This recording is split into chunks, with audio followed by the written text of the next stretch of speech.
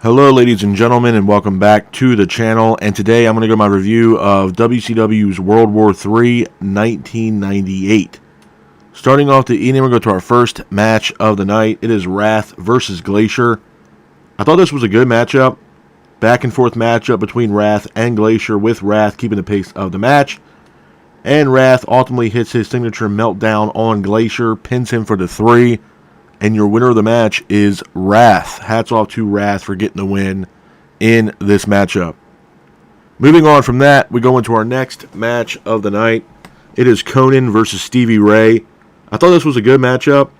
Back and forth matchup between Conan and Stevie Ray, with Stevie Ray keeping the pace of the match. Conan then hits a rolling lariat on Stevie Ray in the middle of the ring.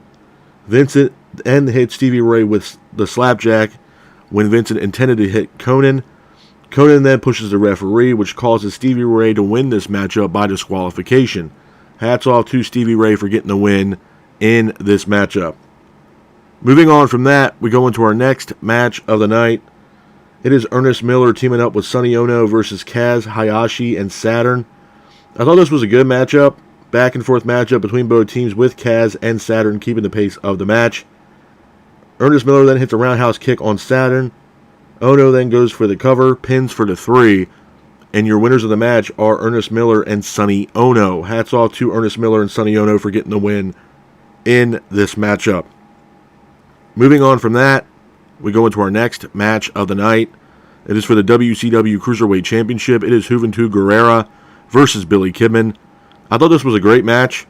Back and forth matchup between Guerrera and Kidman, with Kidman keeping the pace of the match. Guerrera then hits a head scissor takeover on Kidman. Kidman then gets up, hits a slingshot leg drop on Guerrera in the middle of the ring. Guerrera then gets up, hits a Hurricane Rana off the top rope on Kidman to the outside. Guerrera then hits a springboard Hurricane Rana on Kidman as well. Mysterio makes his way to the ring. Mysterio then helps Kidman. Kidman then hits his signature shooting star press on Juventud Guerrera. Pins for the 3.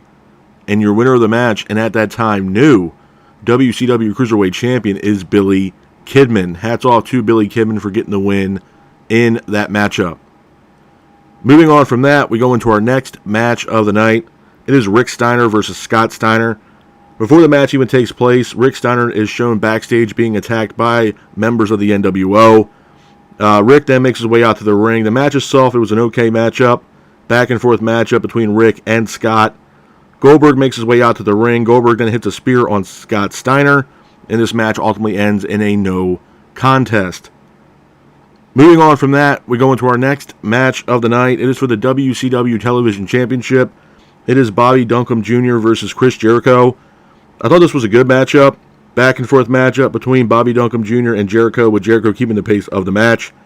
Jericho then hits a springboard dropkick, sending Bobby Duncum off the apron to the outside. Jericho then hits a lion salt on Bobby Duncum Jr. in the middle of the ring.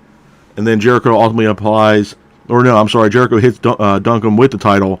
Referee doesn't see it, pins for the 3. And your winner of the match, and still at that time television champion, is Chris Jericho. Hats off to Chris Jericho for getting the win in this matchup. Moving on from that, we go into our next match of the night. It is the World War III Battle Royal. The match itself was a good matchup. Back and forth matchup with everybody involved in the match. Bam Bam Bigelow is running through the crowd. He actually makes his way to the ring. Goldberg then makes his way down to the ring as well. Goldberg then attacks Bam Bam Bigelow. Security is trying to separate Bigelow and Goldberg. Nash then hits a big boot on Lex, sending Lex and Scott Hall over the top ropes. And your winner of the match is Kevin Nash. Hats off to Kevin Nash for getting the win in this matchup. Moving on from that, we go into our next match of the night. It is the main event of WCW's World War III 1998. It is Diamond Dallas Page versus Bret Hart for the WCW United States Championship. I thought this was a good match. Back and forth matchup between DDP and Bret Hart, with DDP keeping the pace of the match. DDP and Bret Hart both exchange in the middle of the ring, with Hart hitting DDP with brass knuckles. Hart then applies a sharpshooter on DDP. NWO ref then sounds for the bell. A new ref gets into the ring. The match continues, where DDP ultimately hits his signature diamond cutter on Bret Hart. Pins for the 3. And your winner of the match is Diamond Dallas Page. Hats off to Diamond Dallas Page for getting the win in this matchup. Couple of things I'm going to say about WCW World War III 1998 before I get out of here, man. Number one, it was a decent event. I'm not going to sit here and say it was the best event WCW has ever put together, but it damn sure was not the worst. There was a couple matches on here that I actually really enjoyed, and some matches actually that were not that good. Wrath versus Glacier. The thing with, I think, Wrath and Glacier, and I mentioned this about Wrath in the last episode that I did, I felt like Wrath, there was really no place for Wrath in WCW. And what I mean by that is, as far as him being a singles competitor, I feel like there was really no place for Wrath as a singles competitor. Obviously, later on in WCW, his tenure in WCW was better suited with him being in a tag team. As far as, like I said, him being a singles competitor, it just didn't work, man. It really didn't. I know they were trying to build him as an undefeated, having an undefeated streak. It just didn't work. It was kind of the same thing with Glacier. I mean, they brought Glacier in. He brought this mixed martial arts background into WCW. And, for a while, they kept Glacier undefeated. Obviously, he was, having, rival matches with Mortis. But eventually, I mean, the gimmick just kind of wore off for Glacier. I think there was, again, the same thing with Wrath. I don't think there was really any big push for Glacier for the foreseeable future. Like, credit, I know he was undefeated, but I don't think he would have been multi-time world champion for WCW, in my honest opinion, and he wasn't. So, it was an okay match, but all in all, I don't really know where Wrath really would have fit in if it wasn't for him joining that tag team in the later years of WCW. Ernest Miller and Sonny Ono versus Kaz, Hayashi, and Saturn. I'm personally, as a fan, I was never really too big on Ernest Miller. I think it was like the same thing with Glacier. I mean, Glacier brought, Ernest Miller into WCW. Again, Ernest Miller brings in this karate, MMA background to professional wrestling. But I feel like, it's just something about Ernest Miller. Do I think he's a great wrestler? No, I don't. And I think, towards the end of WCW, I think he was technically WCW commissioner for a little while.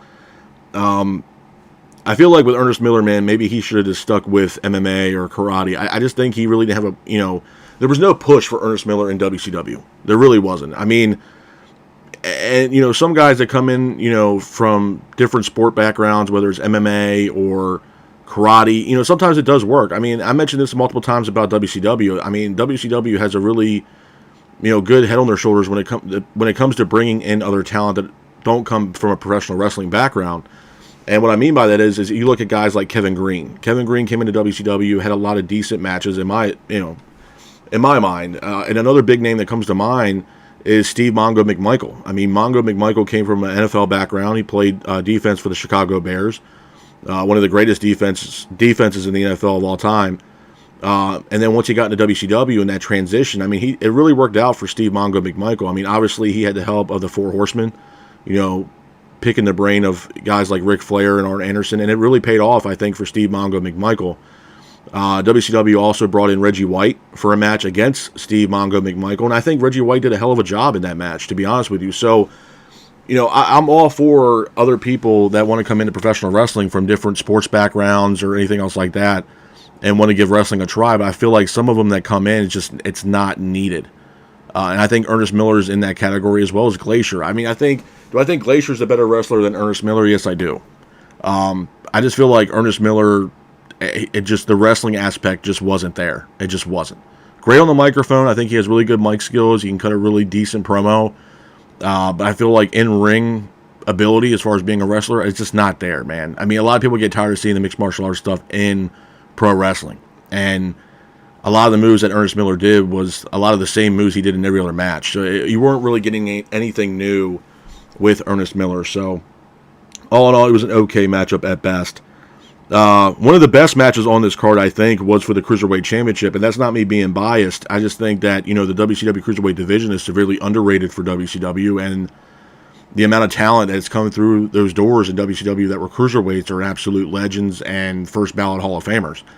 And this match right here just goes to show that. I mean, Juventud Guerrero defending the belt against Billy Kidman, and Kidman, I mean, to me, underrated Cruiserweight champion. I mean, his finisher move alone, even to this day, is just insane. I mean, the Shooting Star Press, when he lands that move, it's absolutely incredible.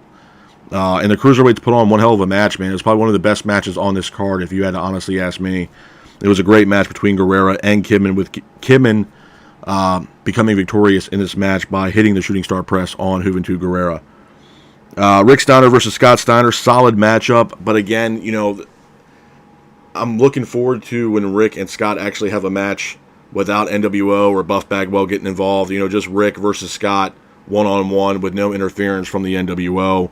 Obviously, we didn't get that with the NWO jumping Rick Steiner backstage before the match even got started. So it was an okay match, but I just wish we had a clean finish between Rick Steiner and Scott Steiner.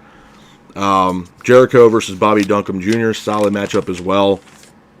The World War III Battle Royal, that's pretty much what this event's pretty much called. I think it's a 60-man Battle Royal, 3 rings, and the winner gets an opportunity to face the world champion at Starrcade. And Kevin Nash got the win, and we'll go on to face Goldberg at Starrcade 1998. So, which made for a hell of a main event between Kevin Nash and Goldberg for the World Heavyweight Championship. And then the main event, DDP versus Bret Hart for the United States Championship. It was a great match, man. I think DDP, if it means anything to a lot of fans, and I think DDP is the People's Champion. I really do. I think Diamond Dallas Page was the People's Champ for WCW. I think a lot of people started warming up to Diamond Dallas. Maybe not, not originally. You got to understand something. When Diamond Dallas Page came into professional wrestling, he wasn't wrestling. He was a manager. Especially when it pertained to him being in WCW, he was managing the Diamond Stud, which is Scott Hall. And Scott Hall's first WCW run before he became Razor Ramon. So, Diamond Dallas Page, he was a manager. He came in and then finally got the opportunity to wrestle. And, obviously he came in as a super heel, and a lot of people didn't like him. But eventually people started gravitating towards Diamond Dallas Page, and he became a People's Champion. Bret Hart, one of the all-time greats. But I will say this about Bret, and I mentioned this about a couple other wrestlers that went from one promotion to another. Bret Hart's days, by far, were better suited in WWE. When he was in WWE, man, the career that he had, the matches, the moments, the championship wins. I remember the matches he had with Yokozuna, man, and those matches, were absolutely incredible. Matches he had with Owen. WrestleMania 10 comes to mind when he had, he faced off with Owen, beat Owen that night, and then later on that night, went up against Yokozuna at WrestleMania 10. Bret's had some phenomenal moments in WWE, and I can't really say the same thing for Bret when it pertains to him in WCW. I think Eric Bischoff and his staff, or his creative team, had no idea what to do with Bret Hart, man. I felt like Bret Hart was literally all over the place in WCW. Now, to me, honestly, Bret could have been multi-time WCW World Heavyweight Champion for WCW, but the one problem and issue of that is that you have Hogan, and you have Sting, and you have Ric Flair, and I felt like, Bret, they weren't seeing Bret in that, that same area with those guys. I just think that, Eric Bischoff was all for Hogan, Flair, Goldberg, and really didn't want to push Bret Hart. Now, did Bret Hart hold the World Heavyweight Championship? Yeah, but what I'm saying to y'all is that with the caliber of talent of what Bret Hart brings to the table, he could have been multi-time world champion. Bret Hart, to me, is he's a GOAT, man. He's one of the greatest of all time, and there's some people out there that hate Bret Hart, and there's some people out there that love Bret Hart, and I think Bret Hart, is one of the GOATs, man, in professional wrestling. Multi-time world champion.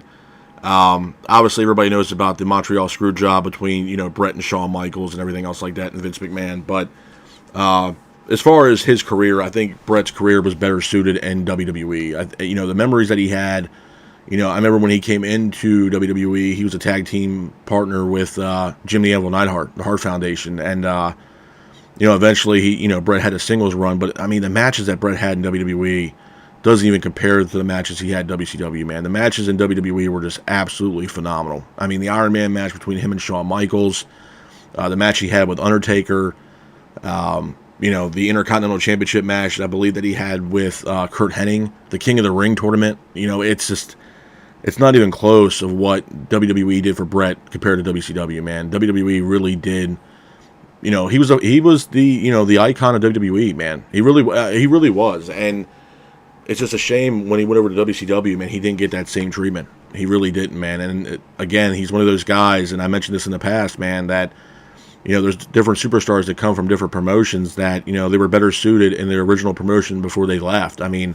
look at some of those ECW guys. I mean, some of the guys it paid off for. I mean, Rey Mysterio, you know, he came over from ECW, went to WCW, and it paid off for Rey. You know, Eddie Guerrero, same thing. Chris Benoit, Dean Malenko.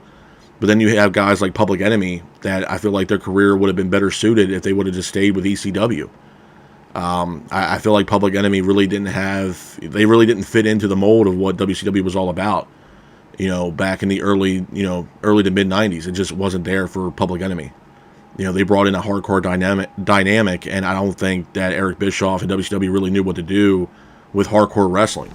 And with all due respect to WCW, I don't, you know, when they brought in the Hardcore Championship, man, some of those matches that they had were just god awful. I mean, they were horrendous. I remember the Junkyard match they had with like the Nasty Boys, and you know, they had Sandman and stuff. It was just brutal, man. Fit Finlay. It just the hardcore division in WCW was just absolute trash. It really was, man. You know, and hats off to WWE for, you know, creating their hardcore championship and kind of giving it, you know, its own flair, you know, with the 24/7 rule, and, you know, with, you know, you got a hardcore legend with, you know, Mick Foley, you got Kane, you know, you got Crash Holly, Hardcore Holly, Steve Blackman, Road Dogg. I mean, you had, and especially in the Attitude Era, man, anything goes pretty much in the Attitude Era. So I would say WWE really pulled off the hardcore division more than WCW did by a mile. But all in all, like I said, I mean, for what it's worth, I think WCW World War III 1998 was a solid event, not the best, not the worst. And just like I do with every single one of these pay-per-views, I always give these pay-per-views a rating from 1 out of a 10. 1 being the absolute worst, 10 being the absolute best. I'm going to have to give WCW's World War III 1998 a solid rating of a 5 at best. But this is my review of WCW's World War III 1998. I hope you guys are out there staying safe, be careful, and remember, stay classic. Peace.